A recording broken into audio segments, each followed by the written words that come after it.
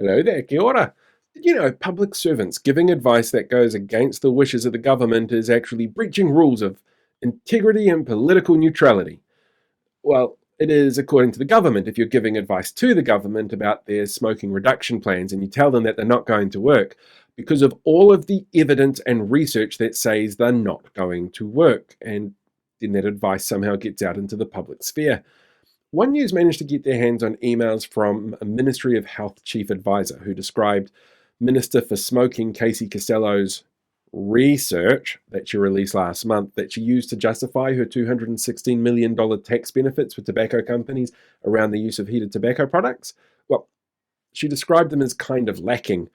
In her emails, Chief Advisor Fiona Callaghan said one of the studies was okay, one was good but out of date, and the other three were crap, but also pointed out that there were big issues around things like the small number of selectively cherry-picked research pieces that aren't actually robust enough to make an informed policy decision around. There were issues with unfounded claims from the minister in the public sphere around conflating e-cigs with heated tobacco products, and how one study was provided by tobacco company Philip Morris.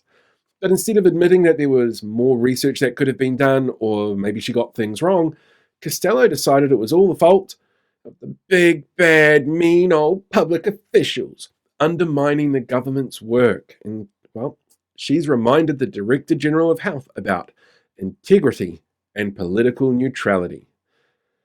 That's right, the minister who, with a straight face, presented to the public and media out-of-date research made by a tobacco company as a grand plan to reduce tobacco-related harm, was complaining about integrity. The minister whose cabinet paper recommendations mysteriously showed up like a ghost in an old Scooby-Doo house thinks integrity is the issue here. The minister who the Auditor General is considering investigating because of potential signs of tobacco industry influence on their decision-making.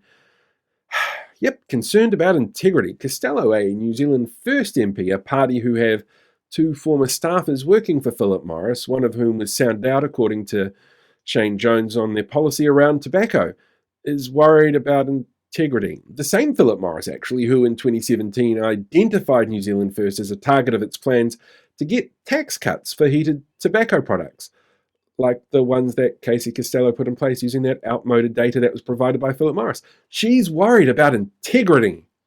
And as for professionalism, as a minister, surely relying on experts is part of professionalism in action, to give the advice and to allow a minister to make robust decisions. And experts in the health sector have said over and over again that the heated tobacco plans are not effective. And the outcome of this is just as problematic as Costello's claims about integrity. The Director General of Health has apologised to her for her staff, for them essentially doing their job. Internal emails, leaked or not, that show expert advisors having issues with and criticising the academic credentials of research material provided, looking at other research that delves deeper into issues that they're involved in, finding a wider range of research across a range of sources that doesn't back up the minister's claims, and discussing that with colleagues is far from unprofessional. There is no evidence to suggest the way that One News got those emails was from the individuals involved after all. But to claim that by following a robust procedure to undertake a range of research on the topic that finds results contrary to what the minister says is breaching the rules of political neutrality and integrity, well, it's just another way of the minister saying, if I want your opinion, I'll give it to you. And the facts can be damned. Oh, hey there, podcast listener. Look, you've reached the end of this episode, and I know my episodes are short, so I'm sorry it feels so abrupt. But hey, you've got plenty of options from here on in. You could go and listen to more content if you want to, and feel free to rate it on whatever platform it is that you're listening to. You could go and check out some of my other pages as well, because there's slightly different content on different pages, like my TikTok page or my YouTube page.